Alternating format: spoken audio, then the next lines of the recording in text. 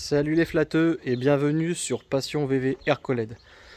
Donc aujourd'hui, on va vous montrer le dessous du combi, vous montrer un peu ce que j'ai préparé, ce que j'ai fait au niveau du châssis, les protections, et je vais appliquer, parce que je ne l'avais pas encore fait, je vais appliquer le corps creux, parce que le corps creux il faut le faire après tout ce qui est protection, etc. Parce que vu que c'est du gras, si vous repeignez derrière, forcément ça tient pas. Bon, autre sujet aussi, je vais aussi installer, parce que je ne l'avais pas encore fait, j'avais mis tout ce qui était mano de pression d'huile, température d'huile et contour. Donc contour, voilà. Et bon, après il y a plusieurs écoles, hein. Les écoles, il y en a qui aiment bien dire bah écoutez, non, pas de mano, à l'époque ça tournait comme ça, il n'y a pas de problème. Il y a une deuxième école qui se dit qui sont persécutés, qui ont super peur, qui se disent oh putain, il faut que je surveille, il faut que je surveille. Et il y a moi, je m'en fous, je fais un peu confiance, mais j'aime bien, c'est juste pour le style, j'aime bien avoir les infos. Bon, je fais confiance à mon moteur, ça n'est pas de problème, mais j'aime bien avoir ça quand même comme info, comme indication. Donc du coup, je vais donc tout ce qui est contour, température, pas température, mais la pression, ça fonctionne, il n'y a pas de problème. Et on va aller au niveau du compartiment moteur, parce qu'en fait, au niveau de la sonde de pression, au niveau de la sonde pour la pression d'huile, et ben en fait j'ai été emmerdé. Parce que au tout début, voilà, au tout début, je l'avais mise, j'ai mis un T en plus, vous savez ici, donc j'ai mis la sonde de pression et j'ai mis aussi une petite sonde de température. Mais visiblement, ça n'a jamais fonctionné. Alors je sais pas pour vous, vous me direz en commentaire. Ça n'a jamais fonctionné. Et du coup, j'ai acheté, donc là, il y a le câble qui est en attente. J'ai acheté une sonde VDO. Petite sonde, voilà, qui se met au niveau du bouchon du clapet de pression d'huile, au niveau du clapet, voilà. Je sais pas si la netteté va se faire. Voilà, petite sonde vidéo. Donc on va faire ça aujourd'hui avec vous. Je vais faire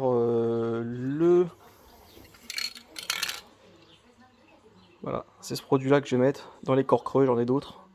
Donc on va essayer d'en mettre au maximum. Donc corps creux, c'est une sorte de, c'est pas une sorte, hein, c'est une cire de protection contre l'humidité dans les parties qui sont pas accessibles.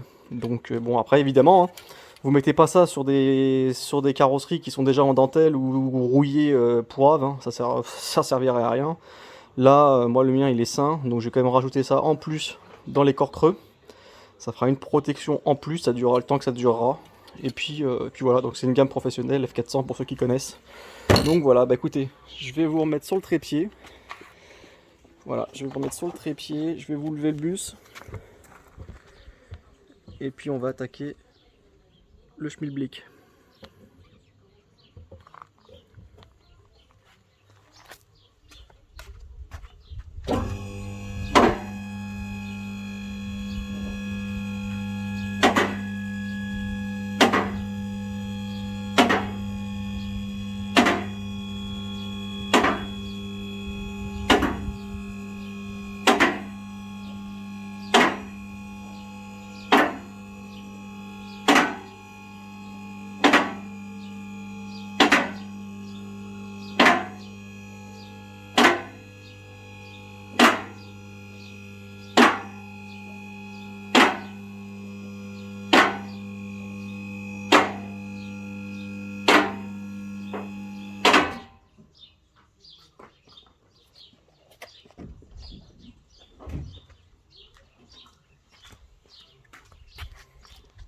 Ok, on y est. Bon, bah, je vais déjà vous montrer un peu les dessous du combi.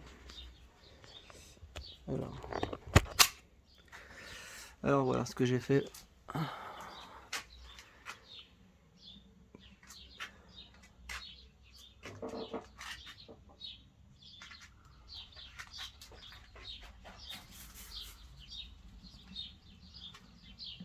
Le petit support de boîte Cox de chez Vintage Autos, boîte 835.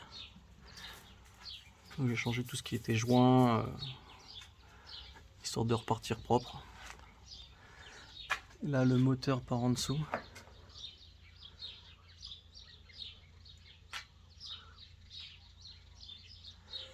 Voilà, et la petite sonde qu'on va installer se trouve exactement ici. Voilà, c'est là qu'on va installer. On va enlever le bouchon du clapet.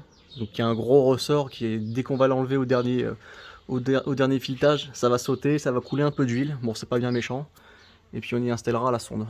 Voilà.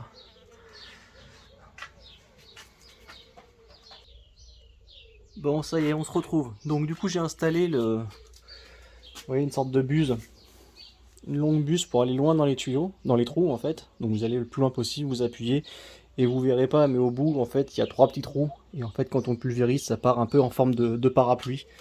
Donc le but, c'est de le mettre vraiment dans tous les trous, hein.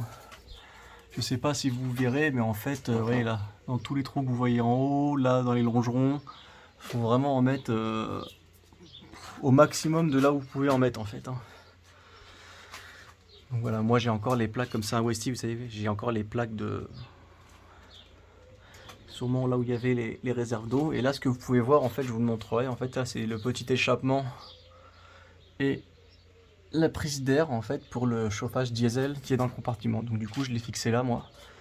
Ou même au niveau de la hauteur, même si je suis bas, il me reste vachement de débattement. Et puis comme je fais pas de off-road, voilà, ça va très bien. Donc je vais vous faire un petit exemple du produit en fait, de comment je procède. Comment je procède.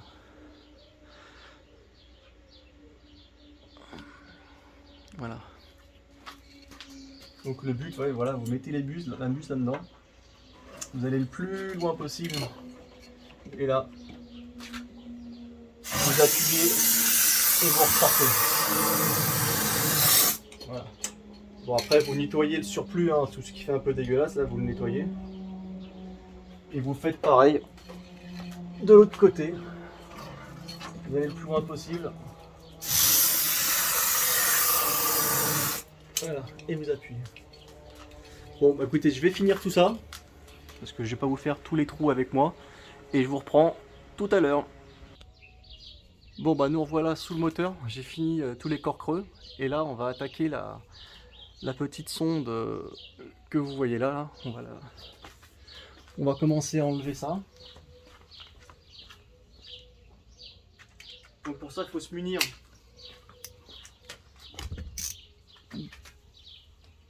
d'un embout un peu gros, un plat comme ça. Bon, normalement, c'est pas serré super fort, hein. Donc on va attaquer. Hop. Ah, voilà. Ouais, donc effectivement, c'était pas serré bien fort. Hop, on va poser ça là.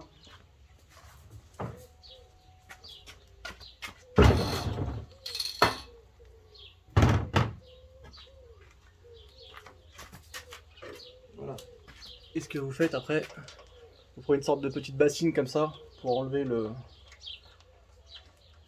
pour pas dégueulasser par terre. Parce que ça va couler quand même un peu d'huile. Et là, au dernier moment, ça risque de sortir assez fort. Il y a vraiment le ressort qui va pousser. J'espère que je vais pas en foutre partout.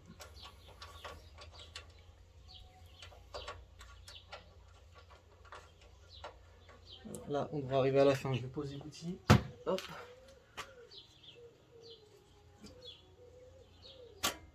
Voilà. Hop. Donc là, vous voyez, vous avez le ressort avec le bouchon. Il doit y avoir la soupape qui est restée au fond, mais je vais la laisser de toute façon, la soupape. Parce qu'on n'en a pas besoin. Là, il faut juste remettre après. Vous voyez, là, vous avez le ressort, le bouchon. Et en fait, on remplace le bouchon qui est là par la sonde.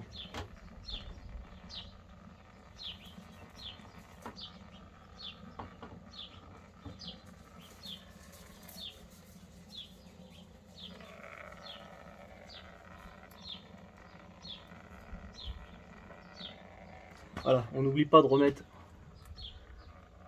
le petit joint. Je vais poser ça par terre, hop, ça coulera dessus. On remet le ressort. Et ensuite, hop, c'est parti. Alors là, c'est un peu galère parce que du coup... Non, ça va. Alors là, c'est du 22. Voilà, j'ai les doigts qui glissent à mort. Donc je vais prendre une douille de 22 à la main déjà pour l'avancer.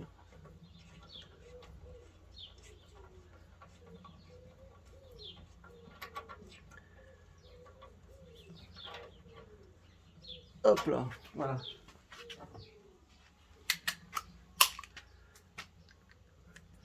Un petit coup de clé histoire de, alors pas bien fort, hein. Voilà, ça suffit. Un petit coup de torchon histoire de faire propre.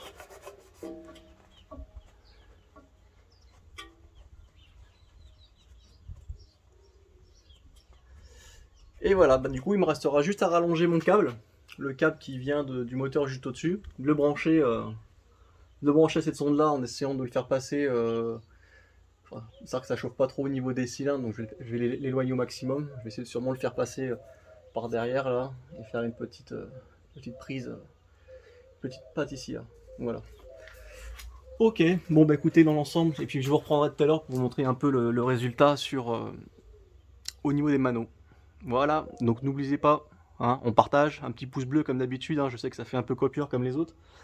Mais bon, si vous voulez que je fasse d'autres vidéos, bah, et pour m'encourager, bah, n'hésitez pas. Et puis vous allez en commentaire, vous avez des questions, vous le faites. À bientôt, ciao.